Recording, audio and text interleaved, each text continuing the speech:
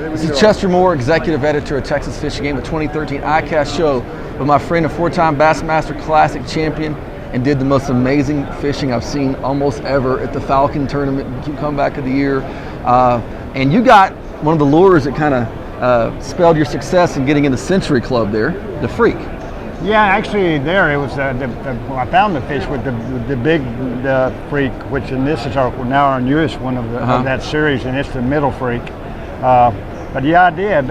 Even though I ended up, when I really started catching the big streams, they weren't out there where the Freak was. Yeah. Where I caught them on the Freak, I had to move in shallow, and we caught them on the square bill. And I actually had to go to a rattling version of a square bill that I designed several years ago, which we didn't have yet in this series, and now we do. Now you do. Yeah. Well, that water clarity, all that things make a difference sometimes. Oh, big time, especially when you're dealing with rattles and lateral line, because that's what had happened there. I'd lost my visibility, went from about this to that final day. That makes a difference. And I knew I had to go to either a wider wobble or a rattling type bait. Well, on the Freak here, one of the things about this compared to some other deep divers, you get a lot more fishing in. Instead of actually cranking it down as much, you actually get more fishing in. That's a good layman way to put it. Basically, it has a much more severe diving angle than most crankbaits dive at about a 45-degree angle. This one has a much more severe angle, which translates into what he said, more actual the bait's in that strike zone a longer period of each cast you make. In other words, it gets down quicker and it stays down,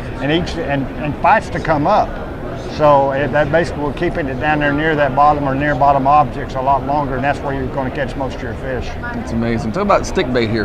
Well, this stick bait is probably one of the most popular stick baits in the industry, has been for, and it's got, this is its little brother.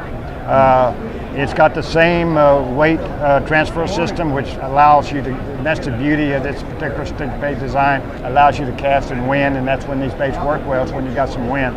This is actually the RC Sticks 2, and it's just the little brother of the RC Sticks.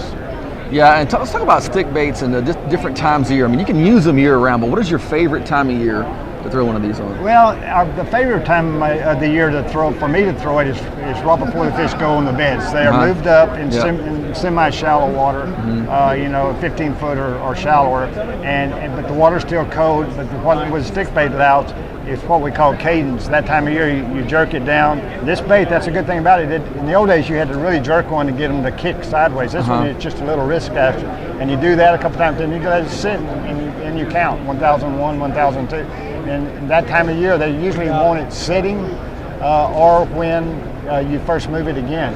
But really, the stick bait, contrary to what people think, it works well all the way up. As long as you've got fish in that 15-foot or less zone, it works well any time of the year. Now, that time of year, though, when the water gets warm, you don't have to do that cadence stuff. Sure. Just keep it working. Keep those little walk and jerk stop. So that's all you're really doing from cold water to warm water, just changing that speed. Yeah, and a lot of these lures will have a peak time of year, but most of them can be used depending on the depth of the fish any time of year.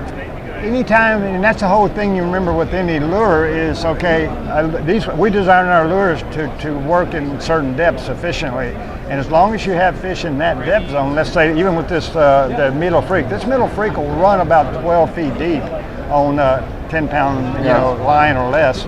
And so if I've got fish in that now 15-foot zone or more, I can get to them with this bait. And that's really what you got to keep in your mind with any bait you're fishing.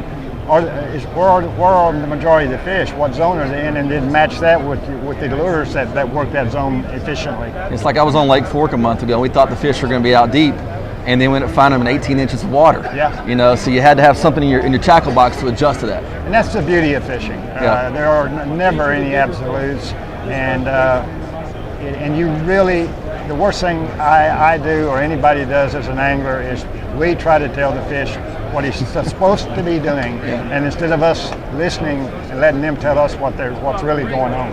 I told Flounder many times, you didn't read my book. You didn't read my book. You're supposed to do this. So I know you've done that a much time, but thanks so much for your time, Rick. You're welcome, Chester. Cool.